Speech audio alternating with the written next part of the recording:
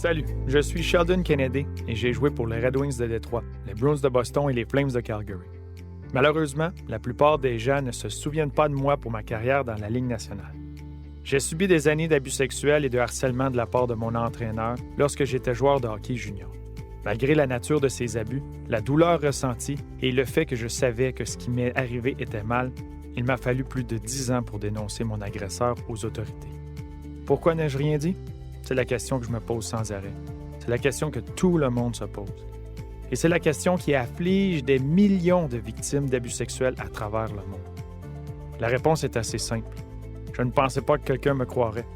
Dans mon cas, mon agresseur a été nommé personnalité de l'année en hockey international. Ça lui a donné un statut pratiquement divin. L'homme qui s'en est pris à moi a profité de son titre d'entraîneur pour trouver des enfants particulièrement vulnérables.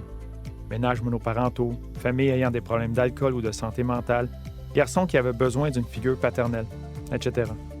Ces enfants, et souvent leurs parents aussi, le regardaient comme un héros. C'était quelqu'un qui pouvait réaliser leurs rêves et il a utilisé cette confiance pour leur faire mal.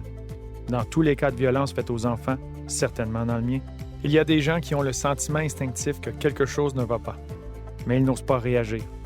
Leur attitude ressemble à « je ne veux pas m'impliquer, ce n'est pas mon problème ». C'est impossible qu'ils fassent ça. Ou encore, les autorités s'en occuperont. Et c'est là-dessus que comptent les pédophiles et les prédateurs. Ils comptent sur l'ignorance du public, ou pire encore, sur leur indifférence. Lorsque vous voyez les signes ou lorsque votre instinct vous dit que quelque chose ne va pas, levez-vous et intervenez.